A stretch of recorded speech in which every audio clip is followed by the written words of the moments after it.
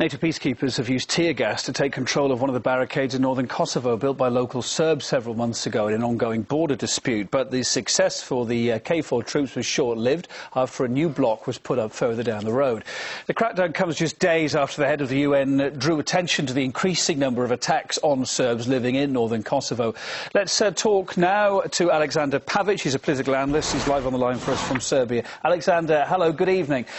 NATO troops were deployed in the region to keep the peace and separate the conflicting sides, but by bulldozing barricades, doesn't that mean they have taken sides yet again?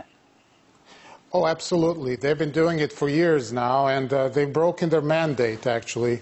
They're doing the job of the Albanian-controlled government in Pristina, and they're doing it openly in spite of their mandate from the UN, which is supposed to be a peacekeeping mandate, as you said, to keep the warring sides separated.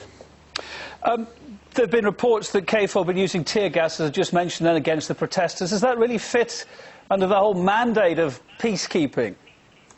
Absolutely not. This is an aggressive show of force. I mean, they're acting like an occupier instead of peacekeepers. They're using tear gas, they're using barbed wire, and we must remember the population here, the Serbian population, still has memories of 50, 60 years ago during World War II. The same methods were used by Nazi Germany when they occupied this part of Serbia.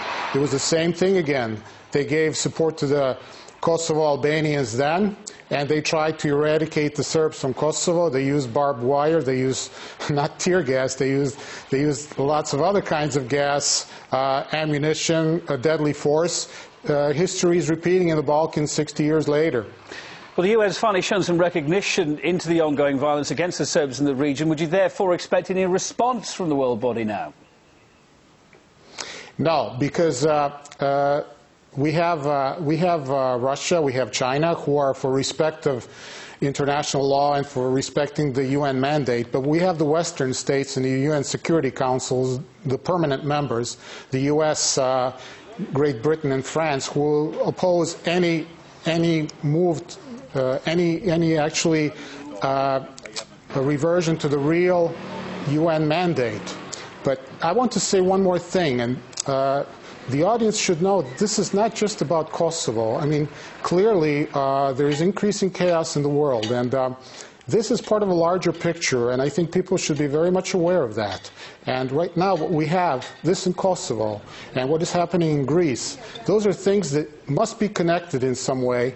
This is a way of actually breaking two of the major nations in the Balkans in order to put the Balkans under control. Let me just get this. Well, let me just follow this through. Your train of thought there. What is the connection between what's happening in Greece and what's happening with what we're talking about now? Just flesh that out for us as you see it. Well, you see, the same powers that are controlling NATO are controlling what is happening in Greece. They're behind the crisis in Greece. They're behind the crisis in Iran.